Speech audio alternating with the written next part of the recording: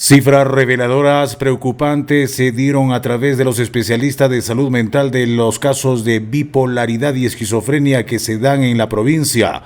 Se indica que son genéticos que se transmiten de generación en generación de quienes sobrevivieron a los efectos traumáticos del terremoto de 1970, sumado a ello los casos de bipolaridad. Los casos más emblemáticos, bueno, incluso hasta casos un poquito judiciales se ha llegado a manejar, que bueno, tiene su reglamentación también para poder tocar ese tipo de situaciones, pero el tipo de problemática de salud mental son los cuadros de esquizofrenia, los cuadros de agitación psicomotriz por algún tipo de cuadro también de psicosis, y los más comunes, por decirlo así, y que no pasan desapercibidos y que tal vez antes estaban un poco invisibilizados, son los cuadros de intento de suicidio y cuadros de ingesta de medicamentos o conductas suicidas o parasuicidas. Los primeros casos, ¿a qué se deben? Muchos indicaban de que esto sería el efecto postraumático de los padres que sobrevivieron al terremoto. Con respecto a los cuadros psicóticos, la esquizofrenia obviamente es algo que existe desde siempre y que tiene un porcentaje dentro de nuestra población, ¿no? Más o menos un 1% de la población van a tener cuadros psicóticos en su vida, y si la población crece, los casos también incrementan. Entonces, mientras haya mayor población, mayor demografía en determinadas áreas, va a haber mayor caso de presentación. Claro, pero eso, los causales. Sí, los causales son genéticos, ¿no? La mayoría de los causales son genéticos. Entonces, por eso decía, ¿provendrían también de estos cuadros que han tenido sus padres de traumas en la época del terremoto? Los cuadros de trauma vienen hacia otro tipo de problemas, generalmente.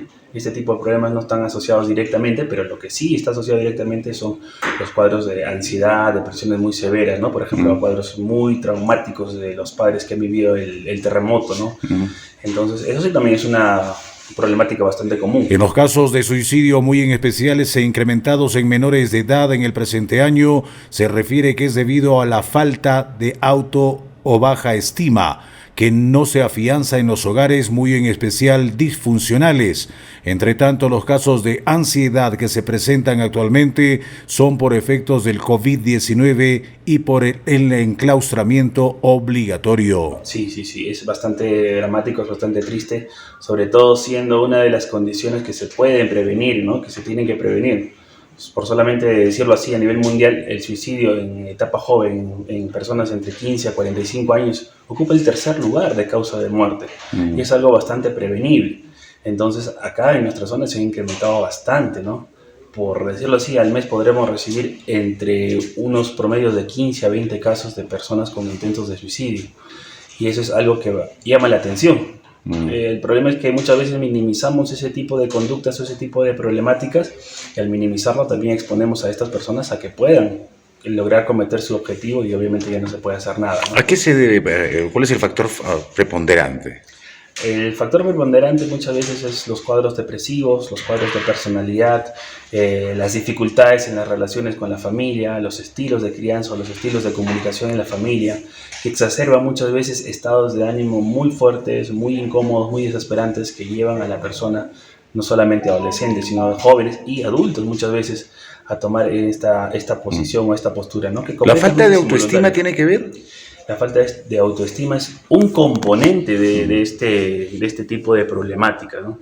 Lo malo es que esa falta de autoestima muchas veces la valoramos como si fuera una cuestión de decisión personal, y no es así. Es una cuestión de un desarrollo de la imagen propia de la persona, pero no es voluntaria, ¿no? Tiene que ver desde la familia, ¿no? Muy bien, tiene que ver desde la familia. Eso es bastante importante entenderlo por todos los padres, sobre todo, ¿no? A veces, como padres, nos equivocamos en la crianza, en creer que haciendo críticas o haciendo comentarios comparativos con nuestros hijos, en vez de formar una personalidad un poquito más segura, estamos formando una personalidad insegura, ¿no?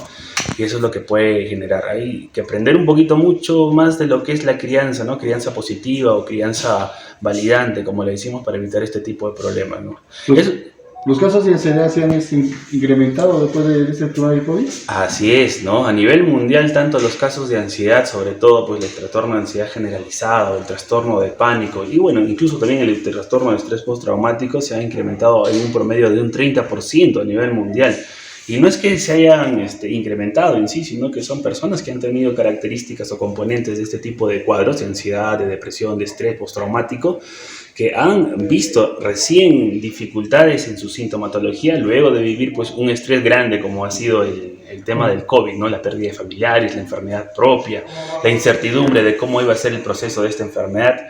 Entonces sí se han activado, pero no por la cantidad, sino por la presentación o la intensidad de síntomas de personas y que buscan más ayuda, obviamente, ¿no? Recomendación, asistir a esta área de salud mental. Recomendación para todos, si hay cosas que no podemos manejar, buscar ayuda. ¿Qué cosas no podemos manejar? Se altera nuestro sueño, ¿no? A veces dicen, no, ya voy a poder dormir. El sueño, por ejemplo, es un síntoma importante, el insomnio, perdón, es un síntoma importante de que algo está pasando. Y si nosotros ya no podemos controlar el insomnio, tenemos que buscar un profesional de salud mental para ver la causa, que por lo menos en el insomnio siempre está ligado a un cuadro afectivo en la mayoría de casos.